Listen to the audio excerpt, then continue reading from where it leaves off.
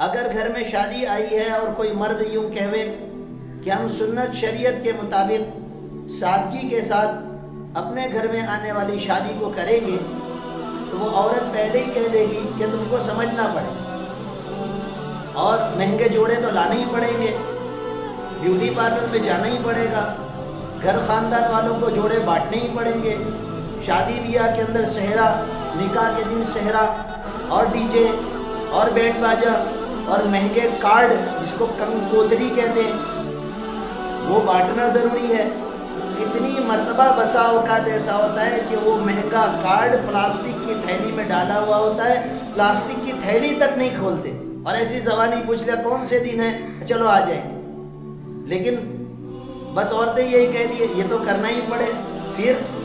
شادی آئی تو رنگ تو کرنا ہی پڑے، خاندان والوں کو جوڑے تو بانٹنے ہی پڑے۔ شادی کے موقع پر اگر عالم دین نے مردوں کو سمجھایا بھی اور عورتوں کو سمجھانے کا موقع نہیں ملا تو ایک ہی بات کہ بھئی وہ تو مولانا کہویں، اپنے گھر میں شادی ہے تو اپنے تو اپنا دیکھنے کا، اپنی برادری دیکھنے کی، اپنا خاندان دیکھنے کا، ہم ملک ہیں، ہم قریشی ہیں، ہم میمن ہیں، ہم گھانچی ہیں، ہم پٹیل ہیں، یہ ہم اپنی برادری کو دیکھ رہے ہیں۔ ارے سب سے پہلے ہم مومن ہیں، سب سے پہلے ہم مسلم ہیں، سب سے پہلے ہم آقا کے غلام ہیں، سب سے پہلے ہم اللہ کے بندے اور بندیاں ہیں۔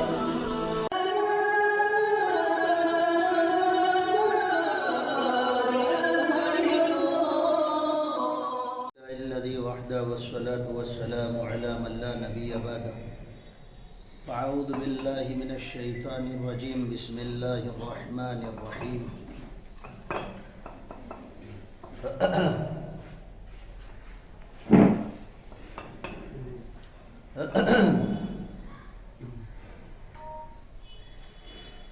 من عمل صالحا من ذكر أو أنثى وهو مؤمن فلنحيينه حياة طيبة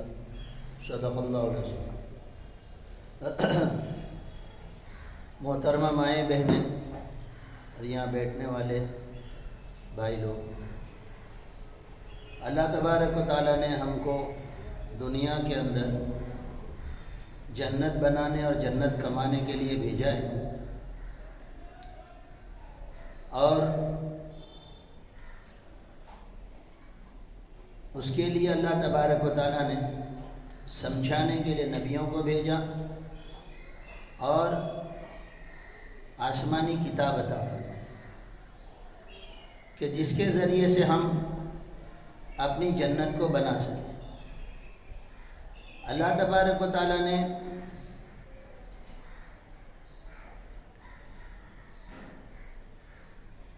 جو مذہب، جو دین ہمیں عطا فرمایا ہے، اس میں جو کرنے کے کام ہیں اس کو کرنے سے اگر وہ کام ہم کریں گے تو اللہ تبارک و تعالی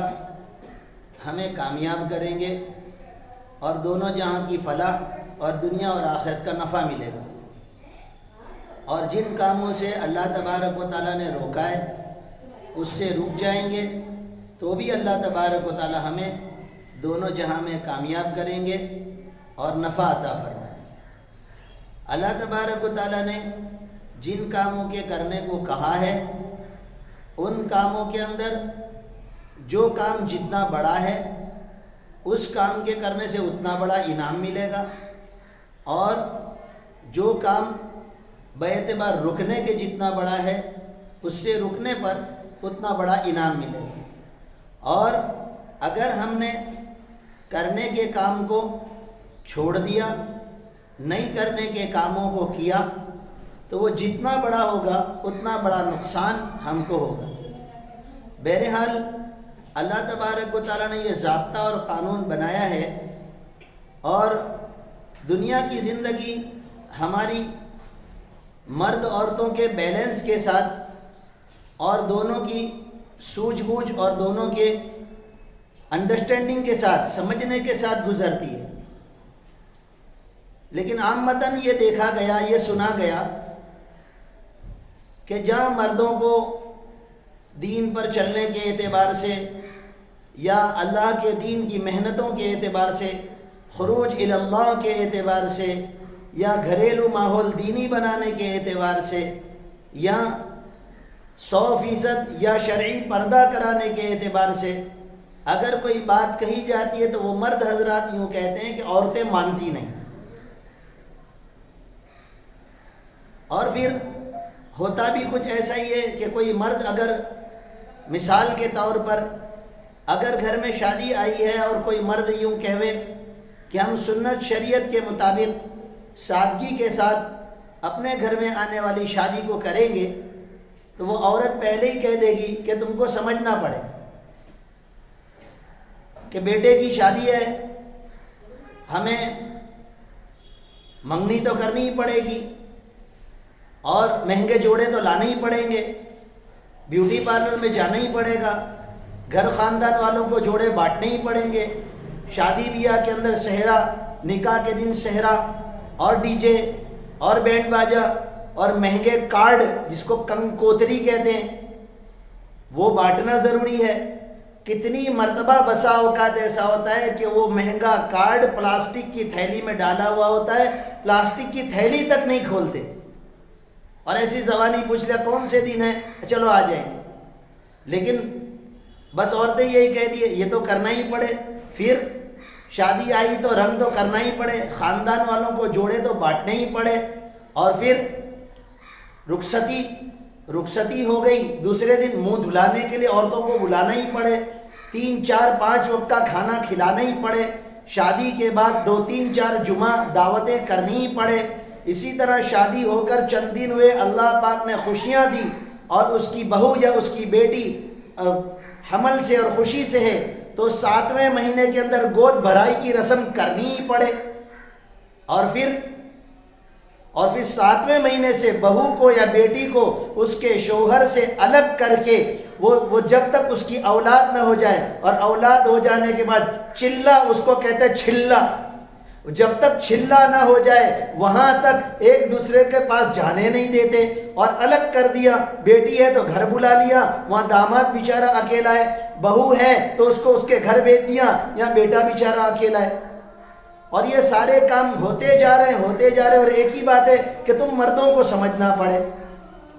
تو میں یہ کہتا ہوں صلی اللہ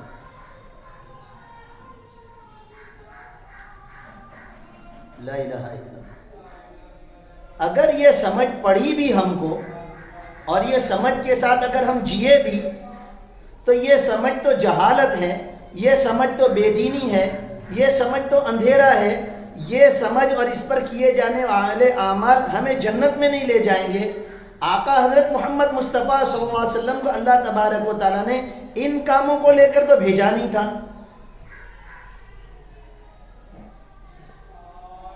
اور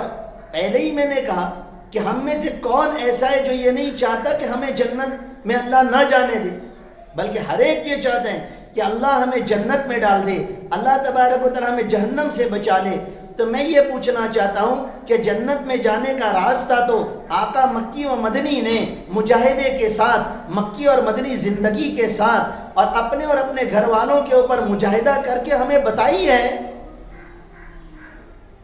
تو وہ زندگی کو چھوڑ کر ہم اپنی مرضی سے کوئی زندگی گزار کر ہم کوئی اور بھی اللہ ہے کیا، کوئی اور بھی ہمیں کامیاب کرنے والا ہے کیا، کوئی اور لائف سٹائل اور کوئی اور زندگی جینے کا کامیاب ترین طریقہ ہمارے پاس ہے کیا کہ جس پر چل کر ہم دنیا اور آخرت کی فلاح کو پالیں گے.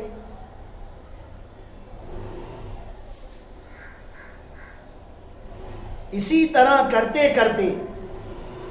کہ عورتیں اپنی منمانی کرتی چلی گئی اور مرد حضرات یوں سوچ کر کہ مولانا زیادہ سمجھاتے تو گھر میں جھگڑے ہوتے ہیں، اس کے لیے ہم نے چھوڑ دیا. ویسے میں کوئی مردوں کی طرفداری نہیں کر رہا ہوں، میں ان کی سائڈ سپورٹنگ یا ان کا کوئی سرکاری وکیل بن کر نہیں آیا ہوں. میں تو یوں کہنا چاہتا ہوں کہ مرد حضرات اگر اپنی دینداری کو پختہ کرتے اور دین کی بات کو مضبوط پکڑتے تو اللہ کی ذات سے امید ہے کہ مائیں بہنیں بھی مانتی، لیکن وہ بھی تھوڑا کمزور رہا. لیکن پھر بھی اس کمزوری کے ساتھ بھی اگر اس نے گھر کی مستورات کو سمجھانا چاہا تو اس کو ایک ہی وزن والا اور کافی اور وافی جملہ کہہ دیا کہ تم کو یہ شادی بیاہ کے معاملے میں اور سماج کے ریت رواج میں تم کو سمجھنا پڑے. بہرحال اسی طرح ہوتے ہواتے پھر ہمارا سماج اور معاشرہ پورا کا پورا بگڑ گیا.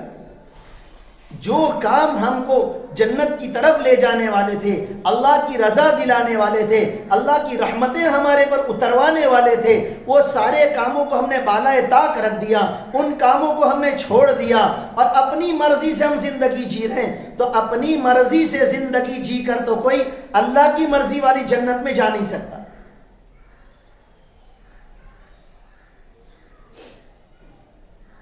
اللہ تبارک و تعالیٰ فرما رہے ہیں ان الذین آمنوا وعملوا الصالحات اولئک هم خیر البریہ،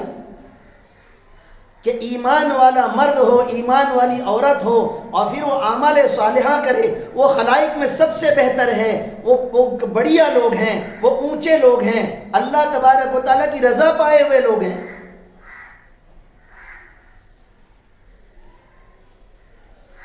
اور عامل الصالحات کے اندر پوری شریعت، پورا دین، پورا مذہب آیا کہ ایمان لائے اور پھر پوری کی پوری نیک اعمال. اللہ نے جتنے اعمال کرنے کے اتارے وہ سارے نیک ہیں، اور جتنے بد اعمال ہیں اس سے روکنے والی شریعت پوری کی پوری اتاری ہے. کوئی ایک ایسا عمل جو برا ہو اور شریعت نے نشاندہی نہ کی ہو، ایسا کوئی نہیں ہے. بہرحال میں آج جو بات سمجھانا چاہتا ہوں ماؤں بہنوں کو وہ یہ ہے کہ مرد عورت کے بیلنس سے اور ایک دوسرے کے سمجھنے سے اور انڈرسٹینڈنگ سے ہمارا سماج اور معاشرہ، ہمارا گھر، ہماری اولاد، ہماری بیٹیاں، یہ سب سدھر اور سنور سکتی ہے، اور ہم سب کے سب مرتے کے ساتھ ہی قبر ہماری جنت بنے، اور قبر سے نکلے تو اللہ تبارک و تعالی ہمارے لیے جنتوں کا فیصلہ کرے. اللہ تبارک و تعالی نے ایسی زندگی مردوں عورتوں دونوں کو دی ہے. اب عامتاً عورتوں کے اندر دینداری کی کمی پائی جاتی ہے، اور پھر سمجھانے والے سمجھائیں تو اس بات کو لیا نہیں جاتا. مثلا شادی کے موقع پر اگر عالم دین نے مردوں کو سمجھایا بھی اور عورتوں کو سمجھانے کا موقع نہیں ملا تو ایک ہی بات کہ بھئی وہ تو مولانا کہویں، اپنے گھر میں شادی ہے تو اپنا دیکھنے کا، اپنی برادری دیکھنے کی، اپنا خاندان دیکھنے کا. ہم ملک ہیں، ہم قریشی ہیں، ہم میمن ہیں، ہم گھانچی ہیں، ہم پٹیل ہیں، یہ ہم اپنی برادری کو دیکھ رہے ہیں. ارے سب سے پہلے ہم مومن ہیں، سب سے پہلے ہم مسلم ہیں، سب سے پہلے ہم آقا کے غلام ہیں، سب سے پہلے ہم اللہ کے بندے اور بندیاں ہیں.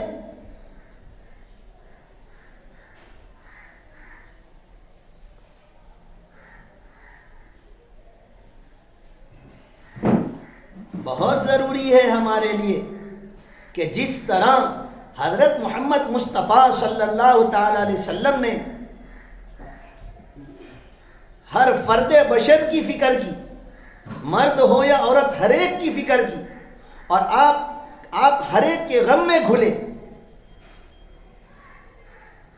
اگر ابو لہب کے لیے اگر آپ نے ہاتھ اٹھائے ہیں تو ام جمیل کے لیے بھی میرے آقا نے دعا کی ہوگی. ہو نہیں سکتا کہ میرے رحمت والے نبی کی دعا کے اندر ابو لہب کا تذکرہ اگر ہو تو ام جمیل کا تذکرہ نہ ہو. میرے نبی نے مردوں کے لیے اگر فکر کی ہے اور ان کی جنتوں کے لیے ان کو جنتوں کا راستہ بتایا ہو اور دونوں جہاں کی فلاح و بہبودی کا راستہ بتایا تو میرے آقا سے قوی امید اور دلائل موجود ہیں اور سیرت اور تاریخ موجود ہے کہ آقا حضرت محمد صلی اللہ علیہ وسلم نے مسلمان عورتوں کے جنت میں جانے کے راستے اور طریقے اور سلیقے سکھائے اور بتائے ہیں.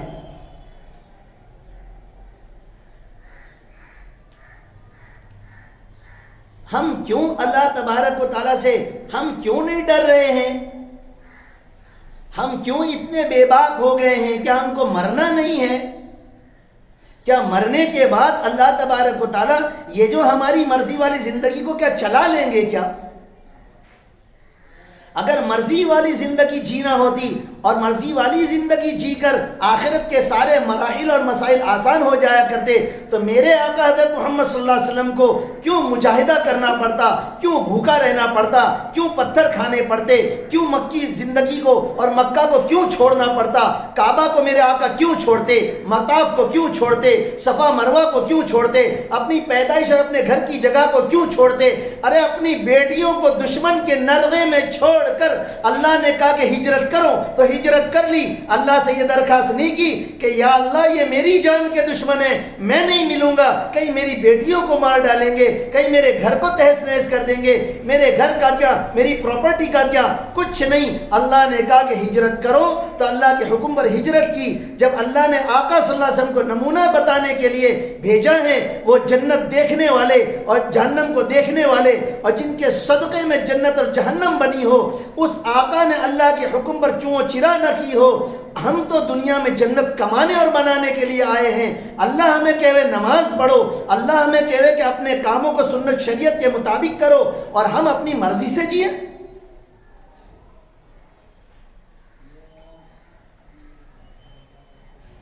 لا الہ الا اللہ۔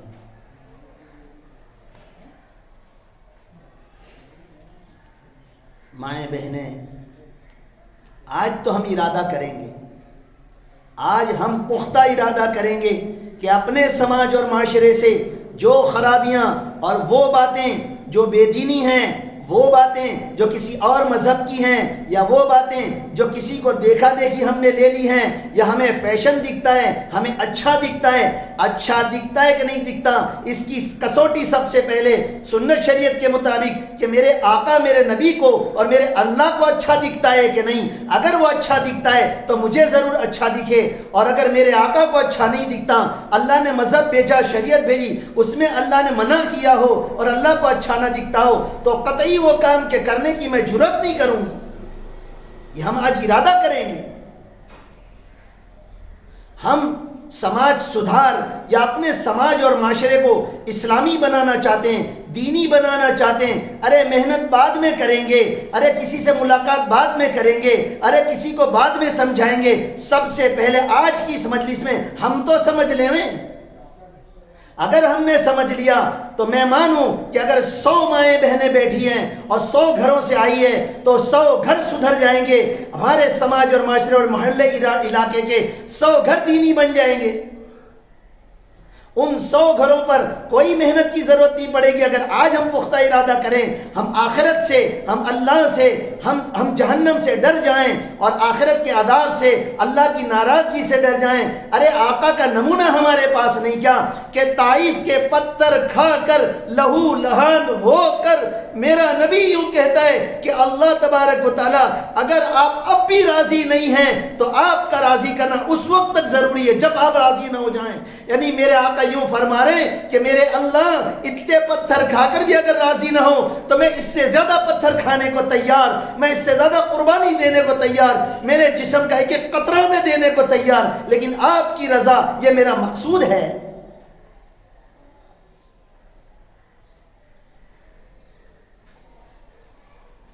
صلی اللہ علیہ وسلم۔ میں کیسے یہ کہہ دوں کہ ہاں آپ کے دل میں نبی کی محبت نہیں؟ میں تو پختہ طریقے سے کہتا ہوں اور بہت رسوخ کے ساتھ میں کہتا ہوں کہ جس طرح مردوں کے دلوں میں آقا کی محبت ہے، ماؤں بہنوں کے دلوں میں بھی آقا کی محبت ہے، وہ بھی اپنے نبی کو چاہتے ہیں، وہ بھی اپنے نبی سے محبت کرتے ہیں، وہ بھی اپنے نبی کے نام کی تعظیم اور عظمت کرتے ہیں، مدینے پاک سے محبت کرتے ہیں، نبی کی چوکھٹ کی حاضری کی تمنا کرتے ہیں۔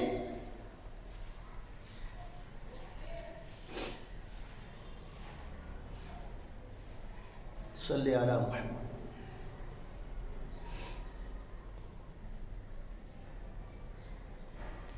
تو جس طرح کوئی بھی کام ہم جو کرتے ہیں، کیونکہ ابھی تو شادیوں کا دور ہے نا، شادیوں کا دور ہے نا، شادیوں کی بھرمار چل رہی ہے، تو کوئی بھی کام جو ہم کر رہے ہیں یہ طے شدہ بات ہے، یہ حتمی بات ہے کہ ہمیں وہ پسند ہے، ہمیں وہ پسند ہے کہ اگر بینڈ باجا بلا رہا ہے، کوئی اگر بم پٹاخے پھوڑنے کی اجازت دے رہا ہے یا فورس کر رہا ہے کہ جا تو بھائی لے کے 50,000 کے 1,00,000 روپے کے لے کر اور 50,000 کے تو یہاں پھوڑیو نے 50,000 کے پھر جب وہاں پہنچ جاؤ نا تو وہاں سب کی نیند حرام کر دیو، اتنے پھوڑیو تم۔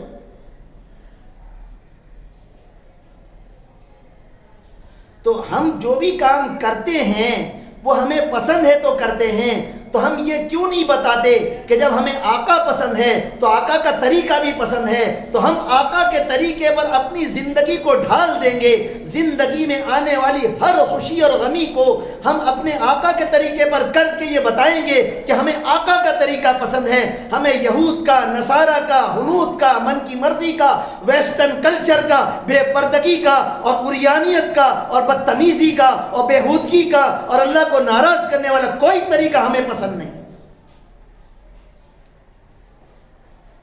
تھوڑا سا ہی تو صبر کرنا ہے نا، تھوڑا سا ہی تو ہمیں یہاں پر اپنے آپ کو سنبھالنا ہے نا، اپنے جی کو، اپنے نفس کو تھوڑا سا ہی تو سنبھالنا ہے۔ کس طرح ہم اپنے بچے کو سمجھاتے ہیں، بیٹا تھوڑا سا محنت کر لے، بیٹا تھوڑا سا گریجویشن کر لے، بیٹا تھوڑا سا ITI کر لے، دیکھ پھر اب کی زندگی تیرے لیے راحت ہے۔ تو جس طرح ہم اپنی اولاد کو سمجھاتے ہیں، اپنے بچوں کو سمجھاتے ہیں کہ چند دن تیرے ٹف اور مجاہدے کے اور محنت کے ہیں، پھر اس کے ثمرے میں تیرے اکھی زندگی تیرے 60 برس تک اگر اچھی نوکری لگ گئی تو 60 برس تک، ریٹائرمنٹ تک تیرے لیے راحت ہے، تیرے لیے آسانی ہے، پختہ جاب ہے، بڑی تنخواہ ہے، اور ریٹائر ہونے کے بعد بھی تیرے لیے پینشن ہے، نو ٹینشن ہے۔ تو جس طرح ایک اپنے بچے کو ہم سمجھا رہے ہیں، آقا نے اسی طرح تو سمجھایا کہ تھوڑا سا یہ چھوٹی سی زندگی میں، ارے گریجویشن کے لیے ایک لمٹ ہے، ارے ITI کرنے کے لیے، ڈاکٹری کرنے کے لیے، انجینئرنگ کرنے کے لیے ایک کورس ہے کہ اتنا لمیٹڈ کورس ہے، ہماری زندگی کتنی ہے کچھ نہیں معلوم۔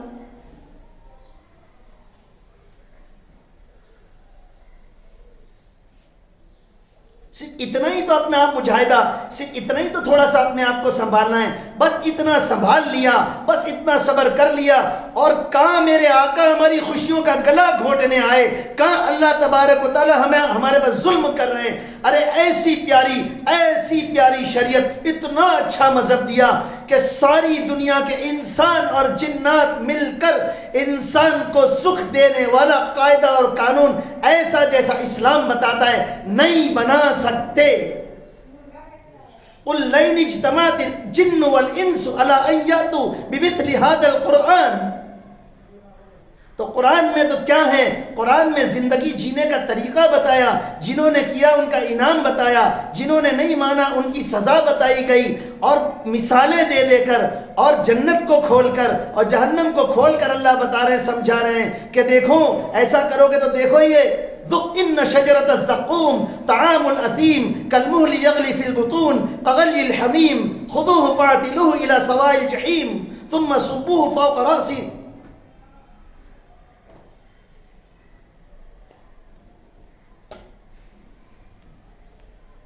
ثم صبوا فوق رأسه من عذاب الحميم۔ لا الہ الا اللہ۔ بہت اچھے طریقے سے اللہ تبارک و تعالیٰ نے ہم کو سمجھایا ہے۔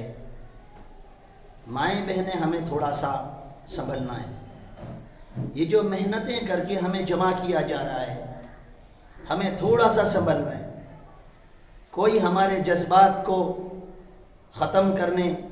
اور ہماری خوشیوں کا گلا گھونٹنے کے لیے اللہ تبارک و تعالیٰ نے مذہب نہیں بھیجا، بلکہ آقا حضرت محمد صلی اللہ علیہ وسلم فرما رہے ہیں کیا دین و یسرن، ارے دین آسان ہے، دین آسان ہے، اس پر چلنا بہت آسان ہے۔ سب سے پہلے تو ہم اپنے دین کو، اپنے مذہب کو، اپنے آقا کے طریقے کو، قرآن کریم کی تعلیمات کو سب سے پہلے ہم پسند کرنے والے بنے۔ خالی زبانی ہم کہتے ہیں کہ ہاں وہ تو ہم پسند کرتے ہی ہیں نا، ارے آقا کی تعلیم کو ہم تھوڑی گراتے ہیں، نہیں، اس پر عمل کرنے سے سمجھ میں آتا ہے صحابہ اکرام نے، صحابیات نے نبی کے طریقے کو کیسا پسند کیا۔ تقریباً حضرت انس رضی اللہ تعالیٰ عنہ فرما رہے ہیں کہ دودھی لوکی جس کو کہتے ہیں،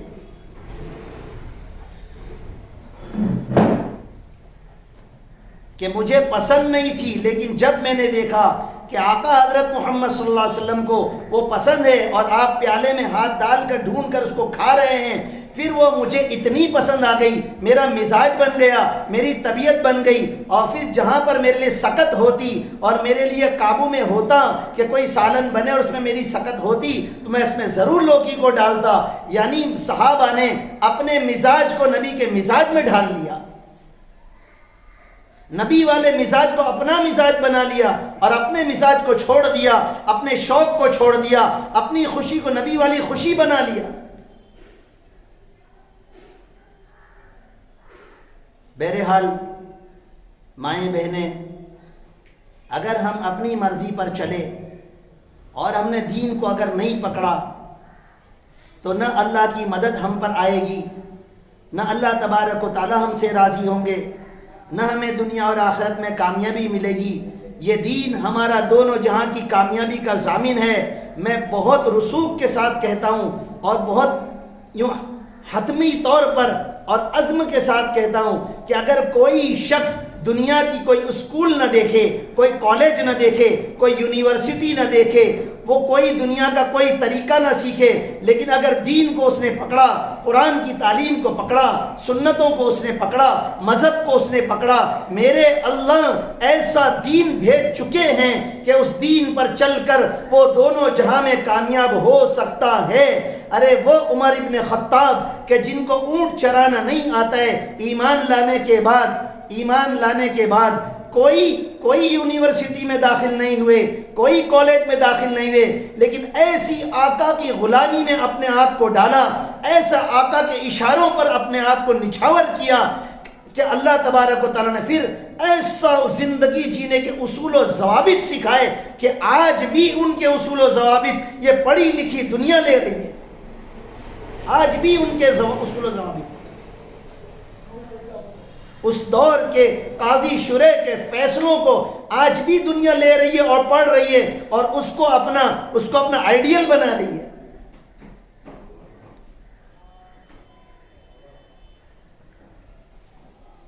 کوئی جان بوجھ کر تو اپنا نقصان نہیں کرتا، ہم دین کو چھوڑ کر بے شک اپنا نقصان کر رہے ہیں، بے شک ہم اپنی آخرت کو اور دنیا کو بگاڑ رہے ہیں۔ اللہ نے جو کچھ دیا ہے دین کے ساتھ اس میں برکت آئے گی، اس میں سکون آئے گا، اس میں ہم کو خوشیاں، حقیقی خوشیاں ملے گی۔ ازدواجی زندگی، کپل لائف جیسی اللہ تبارک و تعالیٰ نے قرآن کے ذریعے اور احادیث مبارکہ کے ذریعے سے ہم تک جو پہنچائی ہے، اس کے اندر خوشیاں ہیں، برکت ہے، سکون ہے، اطمینان ہے، ترقی ہے، دونوں جہاں کی کامیابی ہے اور آل اولاد کا بننا ہے اور جنت ہے، جہنم سے بچنا ہے اور دشمنوں پر مدد ہے اور سکون والی نیند ہے اور ڈپریشن سے بچنا ہے، ٹینشن سے بچنا ہے۔ جو ہم چاہتے ہوں، ارے حکومت چاہتے ہوں، طاقت چاہتے ہوں، ترقی چاہتے ہوں، رافت چاہتے ہوں، جو چاہتے ہوں، سب کچھ میرے اللہ نے اس دین کے اندر رکھا ہے۔ اس لیے کہ جس اللہ نے ہمیں پیدا کیا اسی اللہ نے ہمیں سکون دینے کے لیے، کامیاب کرنے کے لیے دین دیا۔ ایسا ہو نہیں سکتا کہ کوئی مشین بنائے، کوئی گاڑی بنائے، کوئی کسی چیز کو بنائے اور اس کا انسٹرکشن نہ بھیجے، اس کو چلانے کا طریقہ نہ بھیجے، اس کو صحیح استعمال کرنے کا طریقہ نہ بھیجے، ایسا ہو نہیں سکتا۔ اسی لیے اس دھرتی پر سب سے پہلا قدم رکھنے والا کوئی شخص ہے تو وہ نبی ہے۔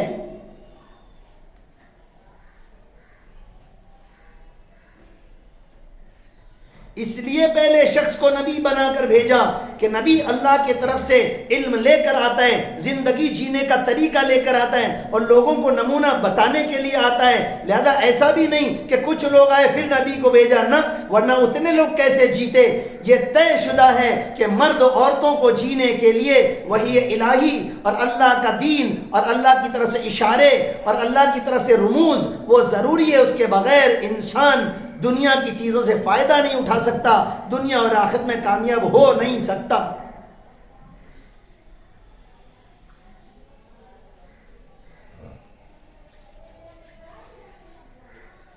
جس طرح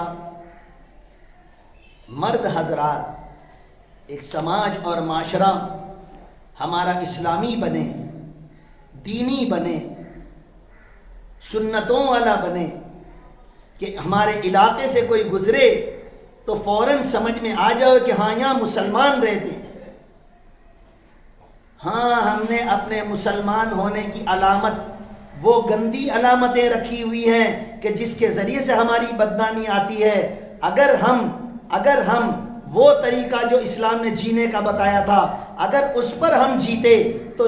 ایک دور نہیں ایک لمبی تاریخ گزری ہے کہ لوگ ہم پر بھروسہ کرتے تھے, لوگ ہمارا پڑوس اختیار کرنا چاہتے تھے, لوگ ہمیں حاکم بنانا چاہتے تھے, لوگ ہمارے انڈرٹیکنگ میں رہنا چاہتے تھے, لوگ ہماری بادشاہت کو قبول کرتے تھے, اور لوگ ہمیں امارت اور ہمیں امیر بنانا چاہتے تھے, اور لوگ اپنی بیٹیوں کو ہمارے وہاں رکھا کرتے تھے, امانتوں کو ہمارے وہاں رکھا کرتے تھے, تجارت ہم سے کرنے کو پسند کیا کرتے تھے, ہم سے تعلق اور میل جول رکھنے کو پسند کیا کرتے تھے. ہندوستان جیسا ملک اس بات کا گواہ ہے کہ یہاں پر مسلمانوں کی حکومت چلی ہے اور انہوں نے ہر مذہب والے کو سکھ دیا ہے, ہر مذہب والے کو سکون سے جینا سکھایا ہے. بلکہ مسلمان اس طرح جیتا تھا کہ لوگ ہماری زندگیوں کو دیکھ کر جو اسلام سے ناآشنا ہوتے تھے وہ پوچھتے تھے, ارے یہ زندگی جینے کا طریقہ تم کہاں سے لائے, ارے یہ سچائی تم کہاں سے لائے, ارے یہ امانت داری, دیانت داری اور آنکھوں کی شرم تم کہاں سے لائے. آج تو میں ڈرتے ڈرتے کہوں لیکن جو سچ ہے وہ کہوں کہ ایسی شرم و حیا ہمارے سماج اور معاشرے سے ایسی چلی گئی اور ہم نے ایسا بھگایا کہ شادی ہو رہی ہے تو شادی کے موقع پر 8-10 دن پہلے گھر میں فوٹوگرافر کو بلا کر ہر مرد اور ہر عورت کی تصویر لی جاتی ہے, الگ الگ طریقے سے لی جا رہی ہے. پھر ان تصاویر کو جب ہال ہوگا اور جب اسٹیج ہوگا اور جب پارٹی پلاٹ ہوگا وہاں بڑی اسکرین پر پھر وہ ساری گھر کی عورتوں کی تصاویر کو بتایا جائے گا, لو ہمارا کھانا بھی کھاؤ, ہماری عورتوں کو بھی دیکھو, ہماری بیٹیوں کو بھی دیکھو, دیکھو ان کے بال دیکھو, دیکھو ان کے چہرے دیکھو. ارے مسلمان وہ ہوتا ہے کہ اور وہ دور دور نہیں گزرا کہ جب شادی ہو کر بہو گھر میں آتی تھی پڑوس کی عورتیں بھی ہفتہ بھر تک یا کئی دن تک اس بہو کے دیکھنے سے دور رہتی تھی اور اس بہو کے دیکھنے کی تمنا کرتی تھی. وہ ایسا گھونگھٹ لگا کر وہ ایسی شرم و حیا کے ساتھ رہتی تھی. اور یہاں تو اسٹیج پر دولہے کے سامنے دولہے کے بازو میں اس کو بے پردہ برقع سجا دھجا کر لٹیوں کو نکال کر میک اپ کرا کر اس کو کھڑا کر دیا ہے. یہ غیروں کا طریقہ. اور اتارو جتنے فوٹو اتارنے ہو, جو آئے سب کھڑے رہ کر اتارو, دیکھو یہ ہماری بہو ہے, دیکھو یہ ہماری بیٹی ہے. ارے کوئی شرم و حیا, الحیا شعبۃ من الایمان, کہ اللہ نے ہمیں نبی کے ذریعے سے سمجھایا اذا لم تستحی فاصنع ما شئت, کہ حیا تو ایمان کا شعبہ ہے. جب تم حیا نہ کرو جو چاہو کرو. چوں بے حیا باش ہم چے خواہی کن, جو بے حیائی ہو جائے بے شرمی ہو جائے پھر جو چاہے کرے وہ.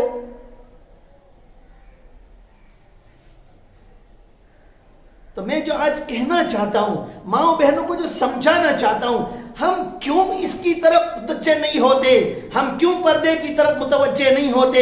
اللہ کے بھیجے ہوئے احکام ہم دل میں کیوں نہیں بٹھاتے. کس کو دکھانا چاہتے ہیں, کس سے انعام لینا چاہتے ہیں, کون دینے والا ہے, کون تعریف کرنے والا ہے. ارے بے پردہ عورتوں کو دیکھنے والے ارے اچھی نگاہ والے نہیں ہیں. اچھی نگاہ والے تو خود اپنی نگاہوں کو نیچا کر لیا کرتے ہیں.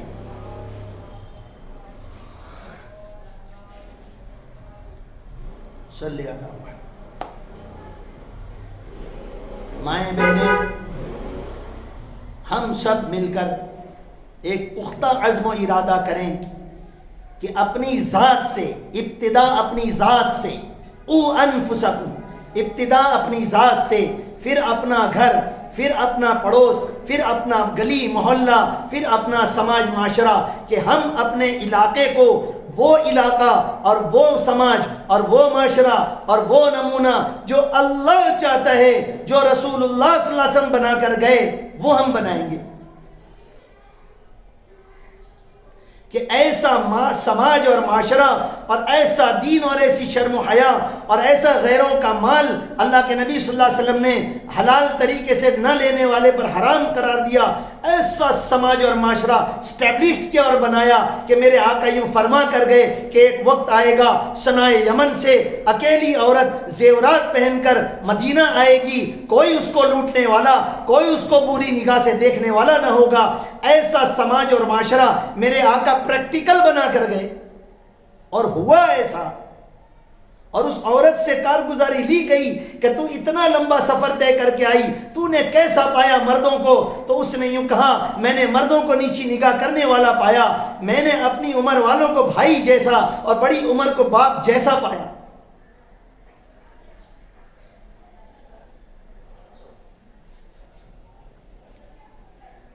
ہاں ہاں شیطان بہکاتا ہے، ہاں ہاں ہمارا نفس مچلتا ہے، تو اس میں کیا ہوا؟ میرے اللہ نے ہمیں امتحان کے لیے ہی تو بھیجا ہے۔ شیطان پر میرے اللہ کی چلتی ہیں، کوئی شیطان سے میرے اللہ بے بس نہیں ہے۔ وما انتم بمعجزین فی الارض، ہر ایک کو کہا، چاہے جنات ہو، چاہے انسان ہو، چاہے شیطان ہو، کوئی اللہ کو عاجز نہیں کر سکتا۔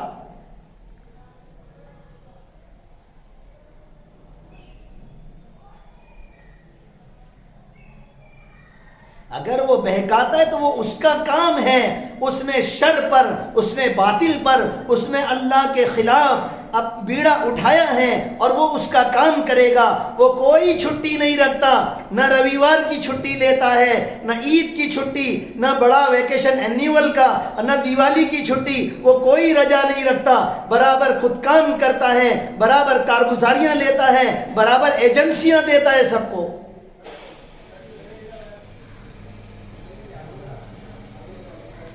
بھول سب سے ہوتی ہے، لیکن کوئی اپنی غلطی کو جب سمجھانے والا سمجھا دے وے اور رانگ وے پر جا رہے ہیں، کسی نے بتا دیا کہ آپ کی منزل ادھر نہیں ہے، پھر تو اس کے آگے بڑھنا پھر بے وقوفی ہے۔ سمجھانے والے نے سمجھایا آگے گڈھا ہے، پھر بھی آگے بڑھنا، جان بوجھ کر اپنی ٹانگ کو توڑانا ہے۔ مائیں بہنیں، اللہ ہمارا آج کا بیٹھنا قبول کر لے، اور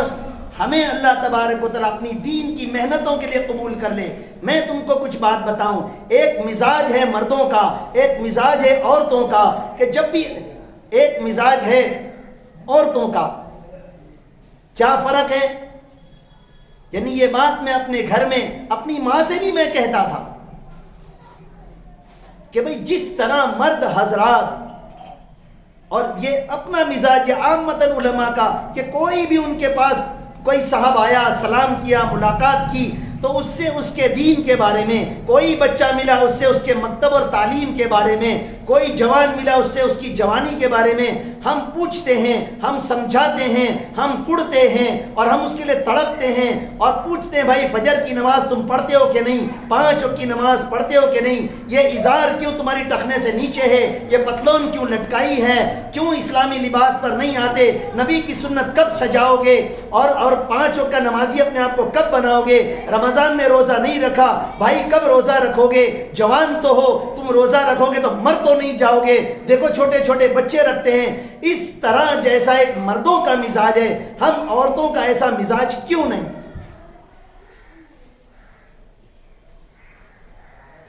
ایک آدھ مرتبہ جب میں نے اپنی والدہ سے کہا تو کیا کہا انہوں نے؟ وہ عام عورتوں کا جواب میں سمجھتا ہوں، عام عورتوں کا جواب، کہ اپنے کہوے تو وہ برا لگا لیتے ہیں، وہ کھوٹا لگا لیتے ہیں، ان کو برا لگتا ہے۔ ارے برا لگے تو اگر آپ کوئی گڈھے کی طرف جا رہا ہے اور یوں سوچیں کہ میں بولوں گا اس کو برا لگ جائے گا، تو وہ برا لگنا بڑا نقصان ہے یا گڈھے میں گر جانا بڑا نقصان ہے؟ گڈھے میں گر جانا بڑا نقصان ہے، تو کسی کو جہنم سے بچا لینا وہ بڑا نقصان ہے، چہ جائے کہ اس کو برا لگے وہ کم نقصان ہے۔ اور اگر ایسا ہی میرے آقا سوچ لیتے، ایسا ہی صحابہ سوچ لیتے، ایسا ہی علماء سوچ لیتے، تو پھر دین ہم تک آتا ہی نہیں۔ لیکن کسی کے برا لگانے کی، اور کوئی اس بات کرنے کے بعد ہم کو اچھا کہے گا، برا کہے گا، وہ تعریف کرے گا یا منہ پھیر لے گا یا تعلق کم کر لے گا یا ہم سے نہیں ملے گا، اس کی پرواہ کیے بغیر کہ دین کی بات بتانا یہ میری ذمہ داری ہے۔ اور اللہ کے بندوں کو دین کی طرف لانا، دین کی رہبری کرنا، دین کی نصیحت کرنا اور ان کو آقا کے طریقے کی دعوت دینا، یہ میری ذمہ داری ہے۔ ایک مسلمان ہونے کے ناطے، مرد ہو یا عورت، ختم نبوت کے صدقے میں ہم سب کی یہ ذمہ داری ہے کہ جب بھی کوئی مسلمان ہمارے سامنے ملے ہم اس کے بارے میں دین کی بات پوچھیں گے۔ اچانک مجھے ایک بات یاد آئی، میں یاد دلاؤں۔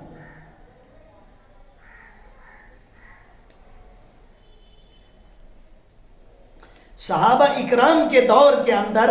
آپس میں خیریت پوچھنے کا مفہوم کیا تھا؟ ہم تو آپس میں اگر کسی سے پوچھیں، میں نے بھی کسی سے محلے میں ایک بوڑھی بیٹھی تھی، میں نے کہا خالہ خیریت سے؟ خیریت سے جانے دو، نہ ہوتے تو ہسپتال میں نہ ہوتے۔ اچھا، تو اسی وقت میں نے ان کو بھی یہ بات سمجھایا، میں نے کہا خالہ ہاتھ ٹانٹیے سلامت ہونے کو خیریت نہیں کہتے، اور ہسپتال میں بھرتی ہو جانے کو خیریت چلی گئی نہیں کہتے، بلکہ آقا کے دور میں اور صحابہ کے دور میں خیریت پوچھنے کا مفہوم یہ تھا کہ آقا جس نہج پر، آقا جس طریقے پر، آقا جس شریعت پر چھوڑ کر گئے اس پر ہیں کہ نہیں، اگر ہے تو خیریت ہے اور نہیں ہے تو پھر خیریت نہیں، چاہے تم گاما پہلوان کیوں نہ ہو۔ تو مائیں بہنیں بہت ہی ریکویسٹ کے ساتھ، بہت ہی نرمی کے ساتھ میں التجا کرتا ہوں کہ ایک مزاج بنائیں۔ اگر آپ گھر کے بڑے ہیں، آپ نانی دادی ہیں، آپ گھر کی بڑی بہو ہیں، آپ گھر کی بڑی بیٹی ہیں، آپ بھائیوں میں بڑی ہیں، یا جو بھی اللہ نے آپ کو رسوخ دیا ہے گھر میں، اس رسوخ کے ذریعے سے ہر چھوٹے کو، ہر اپنے برابر کو، ہر بڑے کو اس کے مقام کا لحاظ کر کے طریقے سے دین کی بات کو پوچھنا، دین کی بات کو بتانا اور جاننے والے سے دین کو پوچھنا، یہ مزاج بنائے۔ نماز کا مذاکرہ عورتیں آپس میں نہیں کرتی، دیکھتی ہے کہ جوان بچیاں نماز نہیں پڑھ رہی، شادی میں سب جمع ہوئے، یہ مغرب کی اذان ہوئی، سب بیٹھے ہیں، تو کوئی ایسا نہیں کہتا کہ نہیں بھائی مغرب کا فرض نماز ہے، آؤ ہم سب پڑھ لیں۔ کوئی اعلان تو کرے، کوئی بولے تو صحیح، کوئی اتےجت تو کرے، کوئی ترغیب تو دے، تو انکریج تو کرے، کوئی تو شیطان کی کمر توڑنے والی ایک آواز لگاوے کہ نماز کا وقت ہو گیا، وضو کا بھی انتظام ہے، مصلی کا بھی انتظام ہے، آؤ ہم اللہ کو سجدہ کر لیں، آؤ اللہ کو راضی کر لیں، آؤ وہ فریضہ اور وہ امانت جس کو اللہ نے آسمان و زمین اور پہاڑ پر سونپا، منع کر دیا انہیں، فَأَبَيْنَ أَن يَحْمِلْنَهَا کہہ دیا انہوں نے، اور ہم کو وہ امانت کے ادا کرنے کا وقت آیا، آؤ ادا کر لیں۔ بہت زیادہ اگر کوئی بہن دیندار ہے تو وہ اٹھ کے جا کے پڑھ لیتی ہے، لیکن وہ دعوت نہیں دیتی، وہ اعلان نہیں کرتی، ایک ہی بات برا لگے، ارے ایسے تو دسیوں آپ کی باتوں سے برا لگتا ہے، لیکن ہم کہاں وہ باتیں بند کر دیتے ہیں۔ اور اگر ہم نے طریقے سے سمجھایا، اس کے بعد بھی اگر کسی کو برا لگا تو وہ جانے، اس کا اللہ جانے، ہم اپنی ذمہ داری کو، دیٹ از آور ریسپانسبلٹی، یہ ہماری ذمہ داری ہے، اس کو سمجھ کر ہمیں زندگی گزارنا ہے۔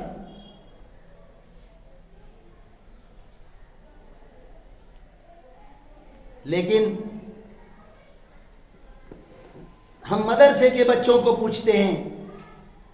اب وہ 12 13 14 سال کا بچہ، بھائی فجر کی نماز، دیکھ بھائی تو فجر کی نماز نہیں پڑھے گا تو دیکھ بھائی قرآن کا حافظ بے نمازی کو نہیں بناتے ہم، یہ ہم نے اصول بنایا ہے، لہذا تو نماز کو آ۔ وہ کہتا ہے میرے ابا بھی نہیں پڑھتے، میری امی بھی نہیں پڑھتے، گھر میں کوئی اٹھانے والا ہی نہیں ہے، اب وہ کیسے نماز پڑھے؟ وہ جوان بچہ، وہ نوجوان بچہ، وہ 14 سال کا بالکل پھول جیسا بچہ، اب اس کو کوئی اٹھانے والا ہی نہ ہو تو وہ نماز کیسے پڑھے گا؟ ہم طاقت لگا کے کیسی طاقت لگاویں؟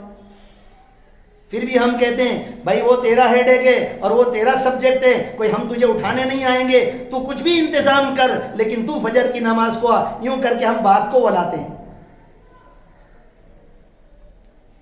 کتنا ضروری ہو اور کتنا یہ ضروری ہے کہ ہم اپنے گھر میں ایک نماز کا عام ماحول بنائیں، ایک تلاوت کا عام ماحول بنائیں، تعلیم کا ایک عام ماحول بنائیں۔ کیا ضرورت ہے ہمارے گھر میں گانا بجے؟ کیا ضرورت ہے ہماری جوان چھوکری ناچے اور وہ فیس بک اور واٹس ایپ پر گھنٹوں فون لے کر بیٹھے، وہ قرآن لے کے نہیں بیٹھ سکتی؟ دشمن کے بنائے ہوئے آلات پر تو اپنی اللہ کے دیے ہوئے نور کو وہ کمزور کر سکتی ہے، اور اللہ کے قرآن کو دیکھ کر آنکھوں کے نور کو بڑھا نہیں سکتی؟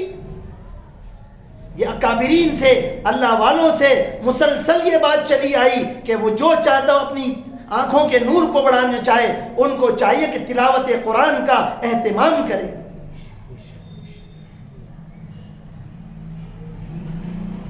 مائیں بہنیں،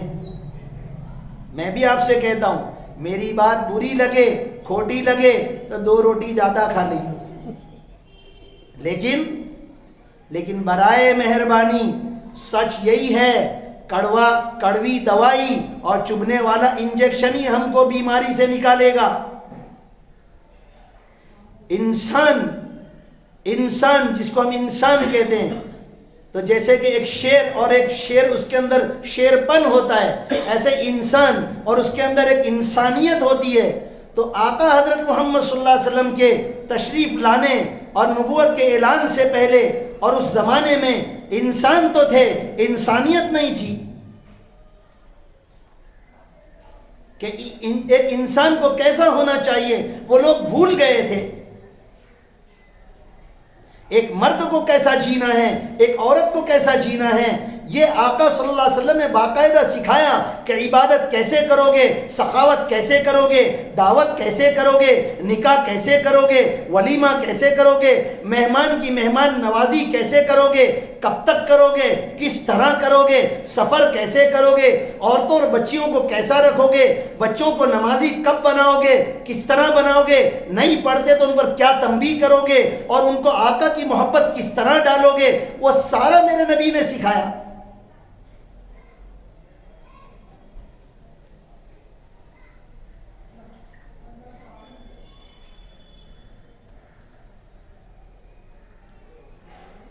گھروں کے اندر دینی لٹریچر، دینی تعلیمات، دینی کتابوں کو بسا کر دینی کتابوں کو پڑھنے کا مزاج بنائے۔ یہ کیا بیہودگی ہے، یہ کیا گندھا پن ہے، یہ کیا پاگل پن ہے کہ اٹھے چھٹے فون کو اٹھایا، اٹھے چھٹے انٹرنیٹ چالو کیا، اٹھے چھٹے ٹک ٹاک کو دیکھا، گھنٹوں انگلیاں گزارتے اور انگلیوں کو ہلاتے گھنٹوں گزر جاتے ہیں، پتہ نہیں چلتا، لڑائیاں ہو رہی، طلاقیں ہو رہی، کھانا نہیں پک رہا، گھر میں صحیح نظام نہیں جم رہا، اور دیوانے بنے ہیں فون کے اوپر۔ چھوٹے چھوٹے بچوں کو فون دے دیا۔ میں نے ابھی 2-4 دن پہلے دیکھا، ایک بچی بمشکل 6 یا 7 سال کی، بمشکل، اور وہ سائیکل چلا رہی ہے اور اس کے ہاتھ میں اتنا بڑا فون،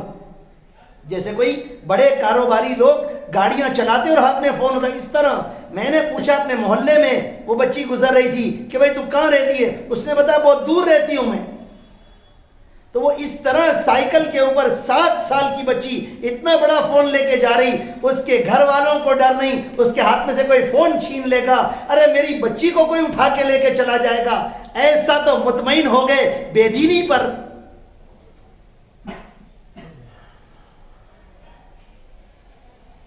لہذا آنکھ کھول لیں ہم۔ وہ ایک مرتبہ ایک صاحب نے کوئی عجیب جملہ کہا، مجھے بہت ہنسی آئی اس پر۔ کیا کہہ رہا ہے وہ؟ اس نے تو ایسے ہی مزاحیہ کہا، لیکن جملہ کتنا صحیح ہے۔ نیند میں سے اٹھا کے کیا کہا، ابے آنکھ کھول گھر ڈوبتا ہے نا؟ تو میں یوں کہوں کہ مائیں بہنیں، یہاں بیٹھنے والے بھائی لوگ، ارے آنکھ کھولیں، ہمارا سماج ڈوب رہا ہے، نبی کی سنتیں ڈوب رہی ہے، پوری شریعت ڈوب رہی ہے، کامیابی کا طریقہ ڈوب رہا ہے، اور شیطان اور اس کی طاقتیں اور اسلام دشمن طاقتیں وہ پختہ ہو کر، مجتمع ہو کر اسلام کو ختم کرنے پر آ رہی ہے۔ آنکھ کھولیں ہم۔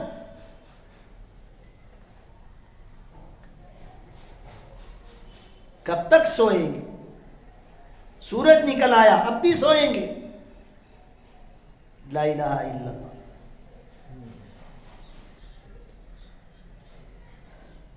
غفلت، یہ تو سمجھدار حضرات تو کہتے ہیں کہ دین کے کاموں کی موت ہے، اور میں کہتا ہوں کہ کون سی ایسی فیلڈ ہے بتا دو کہ جس میں غفلت کرو اور اس کام کی موت نہ آ جائے.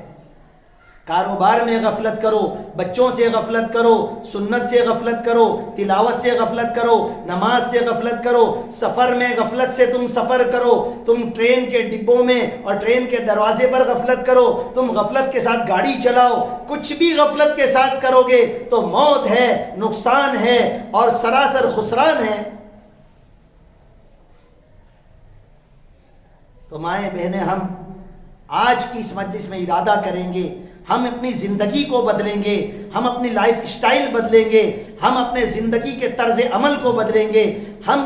انشاءاللہ العزیز اپنے آپ کو دین پر لانے کی کوشش کریں گے. ہاں میں مانتا ہوں ایک دن میں، پہلے دن میں شراب نہیں چھوٹ جاتی، پہلے دن سے ہم سنبھل نہیں جائیں گے، لیکن پختہ ارادہ اور پہلا قدم تو ہم بڑھا لیں کہ انشاءاللہ ہم وہ طریقہ جو آقا کو پسند ہے اور وہ طریقہ جس پر اللہ کی رحمتیں اترتی ہے، ہم اس پر اپنے آپ کو چلائیں گے.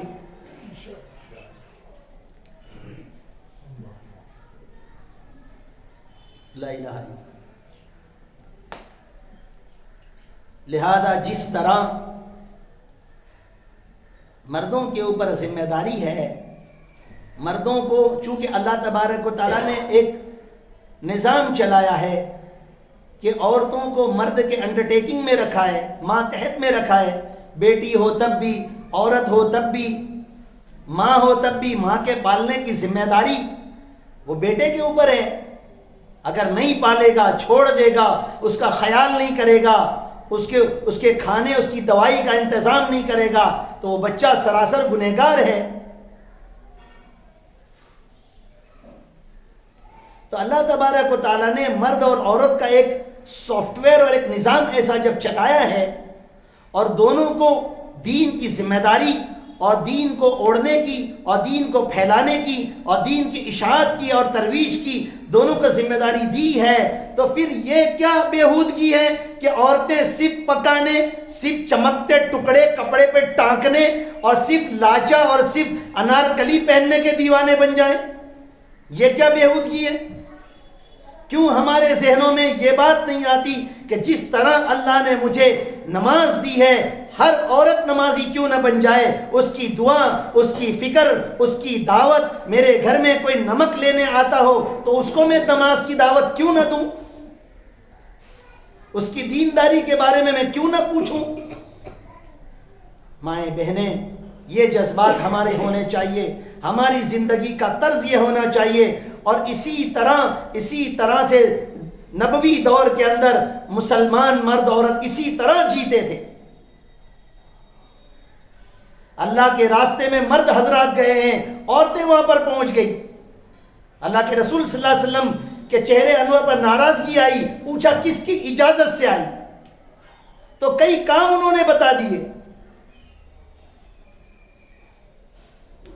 کہیں تو نبی کریم صلی اللہ علیہ وسلم سے یوں پوچھ رہی ہے کہ یہ مرد حضرات جمعہ میں اور جماعت میں شریک ہوتے ہیں اور اس طرح، اور وہ نماز جنازہ میں شریک ہوتے ہیں اور دیگر باہر کے جو کام ہے اس میں شریک ہوتے ہیں، عورتیں یہ کام نہیں کریں گی تو پیچھے تو نہیں رہ جائیں گی؟ کہ ان کے وہ جذبات تھے، ان کا وہ شوق تھا کہ جس طرح مرد حضرات اللہ کے راضی کرنے والے اعمال کرتے ہیں، ہم بھی اس طرح کریں اور اللہ کو راضی کریں. تو آج کے دور میں تو ایک بات جو چلائی جا رہی باطل کی طرف سے کہ مرد اور عورت دونوں برابر ہیں، شانہ بشانہ چلیں اور دونوں برابر کے ہیں، سواری یہ بھی چلائے تو وہ بھی چلائے، یہ بھی بے پردہ وہ بھی بے پردہ، اس کی آنکھ سے بھی شرم گئی، اس کی آنکھ سے بھی شرم گئی.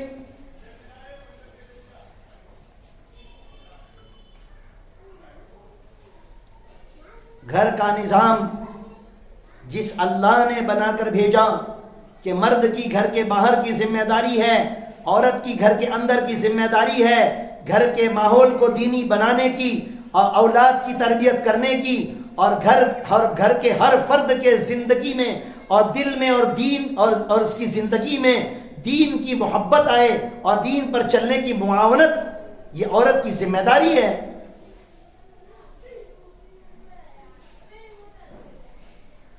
اور جو عورتیں اور جو عورتیں اپنے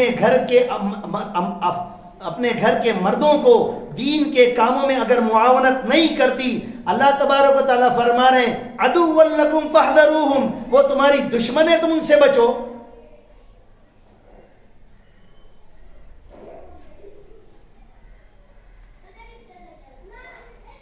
لہذا ہم وہ دین جو دونوں جہاں کی کامیابی کا ضامن ہے، ہم اس دین کو اپنے سینے سے لگائیں گے، اپنے بچوں کو اسی دین کے مطابق ان کو ڈھالنے کی کوشش کریں گے، ان کی تربیت کریں گے، ان کے چہرے مورے لباس وہ دینی تراش خراش کے مطابق ہو، اس کی فکر، اس کی محنت، اس کی دعا کریں گے۔ کیا ضرورت ہے میری بچی، اگر اللہ نے مجھے مال دیا تو کیا میری بچی جنس کی پینٹ پہنے بغیر بڑی نہیں ہو سکتی؟ کیا اس کو چوز پائجامہ پہنے بغیر میری بچی اگر وہ بڑی ہو جائے گی تو کوئی ہم کو علاقے سے بھگا دے گا؟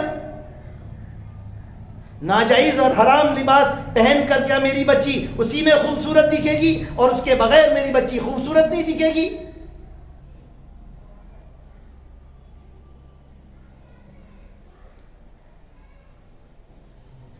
اپنی زندگی میں آنے والے تمام کاموں میں ہم دینی طرز عمل کو اور دین کے مزاج کو دیکھیں گے کہ دین ہم سے کیا چاہتا ہے۔ اللہ تبارک و تعالیٰ نے اتنا بڑا نظام نبیوں کا چلایا، اور پھر حضرت محمد صلی اللہ علیہ وسلم کو آخری نبی بنا کر آپ پر کتاب کو اتار کر اس کتاب کی حفاظت کی ذمہ داری لے کر اللہ پاک کیا چاہتے ہیں؟ اللہ پاک یہ چاہتے ہیں کہ اسی کے مطابق جی کر ہم دنیا میں بھی کامیاب ہو جائیں اور آخرت میں بھی کامیاب ہو جائیں۔ اور صحابہ چلے اس پر، اور جو چلا اس پر، کوئی ایک ایسا نہیں گزرا کہ جو دین پر چلا اور ناکام ہوا ہو، اور کوئی ایک ایسا نہیں گزرا جو بے دین ہوا اور کامیاب ہو گیا۔ لہذا اللہ تبارک و تعالی ہم سب کو دین پر چلنے کی اور سنت شریعت کے مطابق زندگی گزارنے کی اور اپنے دین سے اور اسلامی طرز عمل کو پسند کرنے کی ہمیں توفیق عطا فرمائے، اور تمام زندگی میں آنے والے فنکشن، اوکیشن اور جتنے بھی سیلیبریشن ہیں ان تمام کو ہم اسلامی طرز پر کریں گے، چاہے ہم کو یوں لگے کہ ہم دنیا کے اندر مالدار ہونے کے باوجود کنجوس دکھیں گے، میرا اللہ مجھے دیکھ رہا ہے کہ ٹھیک ہے، بس ہم اسی کے مطابق چلیں گے اور دنیا کے کہنے کی پرواہ نہیں کریں گے۔ اللہ تبارک و تعالی ہم سب کو کہنے سننے سے زیادہ عمل کرنے کی توفیق عطا فرمائے۔ وآخر دعوانا ان الحمدللہ رب العالمین۔ درود پاک پڑھ لیں، دعا مانگتے ہیں۔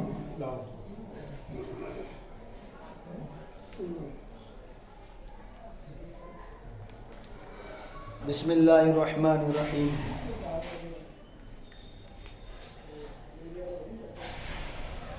اللہم صلی علی محمد النبی الأمی وعلی آلہ وسلم تسلیما۔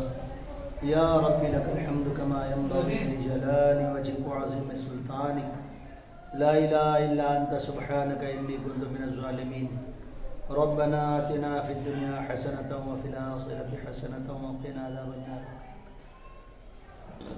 یا اللہ یا رحمان یا رحیم، یا اللہ یا حفیظ یا سلام، اللہم انا ندعوک اللہ وندعوک الرحمن وندعوک البر الرحیم وندعوک باسمائک الحسنى كلها ما علمنا منها وما لم نعلم۔ اللہم اغفر لنا وارحمنا۔ الہ العالمین معاف کر دیجئے، مولا کریم گنہگار ہیں، خطا کار ہیں، مولا سیاہ کار ہیں، مولا مجرم ہیں۔ آپ ہمارے اللہ ہیں، آپ ہمارے رب ہیں، آپ ہمارے مولا ہیں۔ اللہ تبارک و تعالیٰ آپ ہمارے پالنے والے، آپ ہمارے رکھے وال، آپ ہمارے مالک، آپ ہمارے اللہ ہیں۔ اور میرے مولا، جس طرح ایک رکھے وال کی، ایک مالک کی، ایک پالنے والے کی ذمہ داری ہوتی ہے، میرے مولا آپ نے ہمیں اس تمام ذمہ داریوں کے ساتھ پالا، ہمیں نبی دیا، ہمیں کتاب دی، ہمیں دنیا کے اندر آپ کی تعارف اور پہچان کی نشانیاں دی ہے۔ میرے مولا، ہم نے آپ کو ناراض کیا، ہم نے آپ کی نافرمانی کی، ہم نے آپ کے حکموں کو توڑا، ہم نے آپ کے نواہی کو پکڑا۔ کریم مولا، معافی مانگتے ہیں، میرے مولا نفس اور شیطان کے ہاتھ کا کھلونا بننے سے بچا لیجئے، میرے مولا اپنی رضا والے اعمال عطا فرما دیجئے، دوام طاعت و دوام ذکر نصیب فرمائیے۔ اللہ تبارک و تعالی، اللہ تبارک و تعالی ہمیں بے یار و مددگار نہ چھوڑیے، ہمارے سماج اور معاشرے کو اسلامی سماج اور معاشرہ بنا دیجئے۔ میری ہر ماں اور بہن اور تمام مستورات، تمام عورتیں برقع پہن کر اگر زندگی جینا چاہیں تو جی سکتی ہیں۔ آپ نے کوئی حکم ایسا نہیں دیا جس سے تکلیف ہو اور جو کوئی عمل نہ کر سکتا ہو۔ میرے مولا آپ علیم خبیر حکیم ہیں، آپ نے ہر حکم ایسا دیا ہے جس پر ہم عمل کر سکتے ہیں۔ کریم مولا، ہر عورت برقع پہن سکتی ہے، ہر عورت نماز کی پابند بن سکتی ہے، ہر عورت اپنے شوہر کی فرما بردار بن سکتی ہے، لیکن میرے مولا ہم نے آخرت کو بھولا، آپ کے غضب غصے کو بھولے،